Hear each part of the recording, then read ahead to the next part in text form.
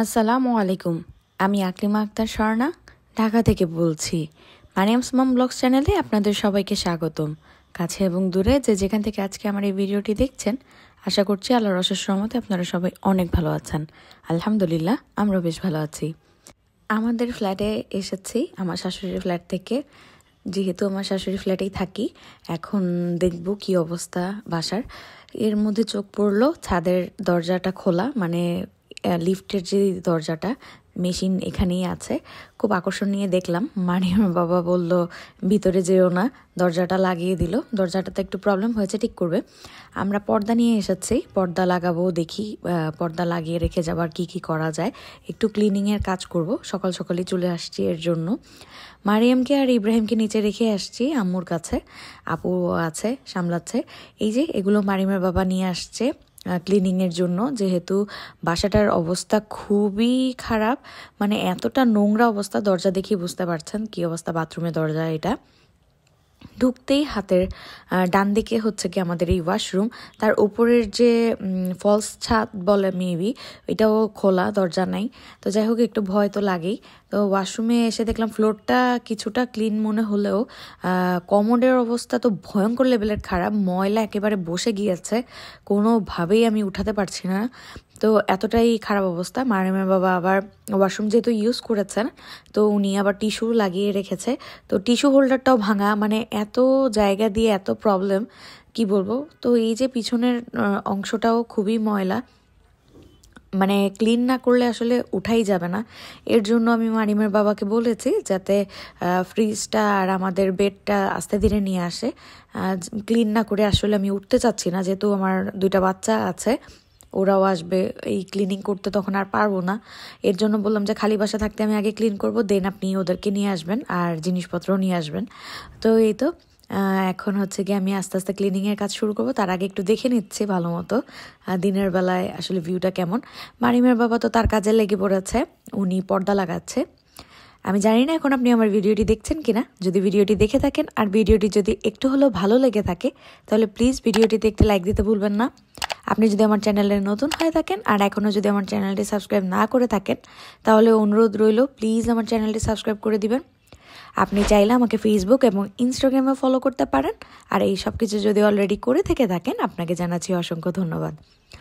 একেবারে বেসিক যে নিডসগুলো, সেগুলো মারিমা বাবা নিয়ে আসছে, যেমন ঝাড়ু, বিছানা ঝাড়ার ঝাড়ু, ফুলের ঝাড়ু, ঘর মোছার মব, বালতি 2 সাইজের নিয়ে আসছে, যেহেতু আমার বাচ্চা আছে এর জন্য। হারপিক, ফ্লোর ক্লিনার, তারপর হারপিকের গুঁড়া, আমি সাবানের গুঁড়া, এগুলো আমি বলে দিয়েছিলাম ওনাকে, লিস্ট করে দিয়েছিলাম, তো উনি ওই ধরেই নিয়ে আসছে সব কিছু।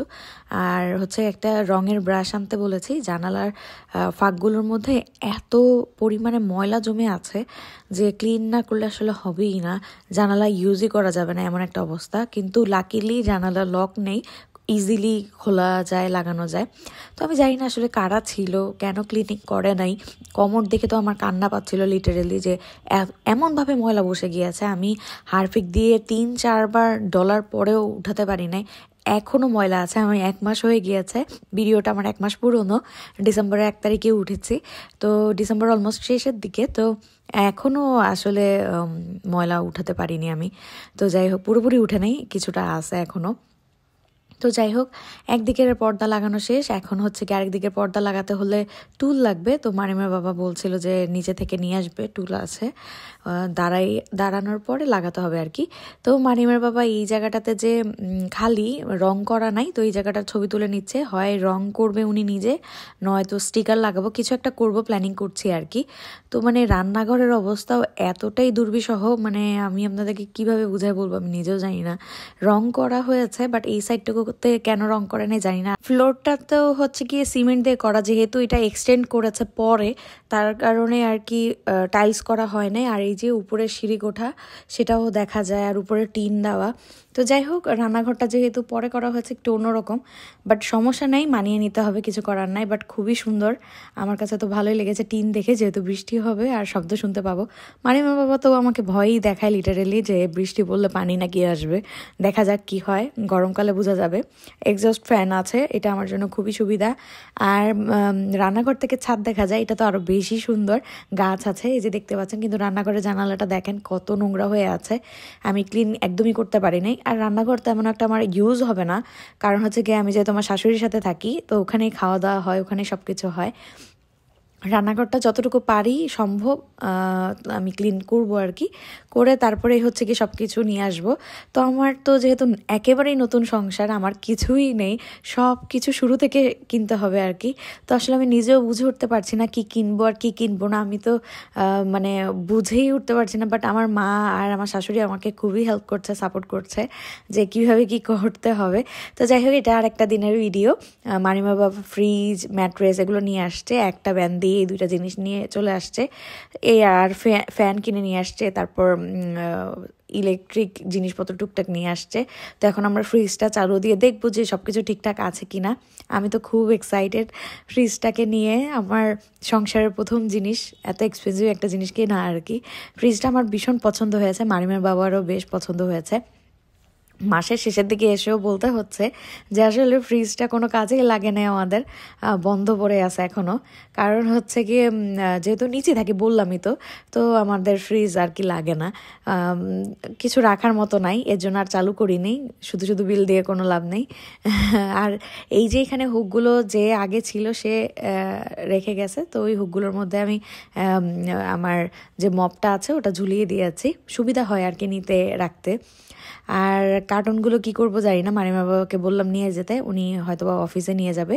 ম্যাট্রেসটা 6 ফিট বাই 7 ফিটের নেওয়া হয়েছে, ফ্রিজটা ওয়ালটনের, আগেও বলছে। তো মারিমা বাবা ঠান্ডা হচ্ছে কিনা চেক করছে, তো আলহামদুলিল্লাহ সব কিছু ঠিকঠাক আছে। ফ্রিজটাকে এখানে রাখবো না, ফ্রিজটাকে ওই রান্নাঘরের সাইডেই রাখার চিন্তা ভাবনা, এখানটা খালি রাখবো। আস্তে আস্তে সবই দেখতে পাবেন কিভাবে সাজাচ্ছি গুছাচ্ছি আমার সংসারটা। তো এর জন্য অবশ্যই আমার চ্যানেলটা সাবস্ক্রাইব করে আমার পাশেই থাকবেন আপডেট জানার জন্য। তো এইটা এখন ক্লিনিংয়ের কাজে লেগে যাব, সময় নাই বেশি। দিন কিভাবে যে পার হয়ে যাচ্ছে টেরই পাচ্ছি না। যেহেতু আর কি আমাদের নিচেই, আমরা 5তলাতেই থাকি, উঠে আসা নামা সমস্যা হয় না, আর থাকার জন্য অলরেডি স্পেস আছে। তো আমি একটু একটু করেই কাজ করছি, 2টা বাচ্চা নিয়ে আমি আসলে পেরে উঠছি না, যতটুকু সম্ভব করার চেষ্টা করছি। তো গ্লাস ক্লিনার এনেছে, তো গ্লাস ক্লিন করব, দেখছি আর কি কী কী এনেছে মানিমের বাবা।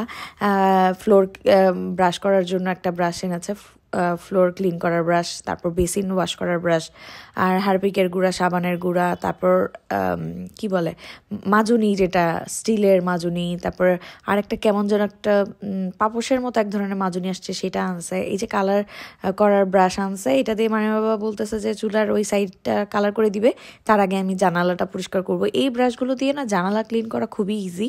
আর আমার ফ্ল্যাটের মধ্যে না জানালাটা একটু অন্যরকম, তো এই কারণে একটু মনে হচ্ছে ক্লিন করতে ঝামেলা একটু বেশি মনে হচ্ছে। তো ক্লিন করতে করতে আপনাদের কাছ থেকে বিদায় নিয়ে নেব। জানি না ভিডিওটা কেমন লেগেছে, কমেন্ট করে অবশ্যই জানাতে ভুলবেন না। সবাই সুস্থ থাকবেন, ভালো থাকবেন, আমাদের জন্য বেশি বেশি দোয়া করবেন। আল্লাহ হাফেজ, আসসালামু আলাইকুম।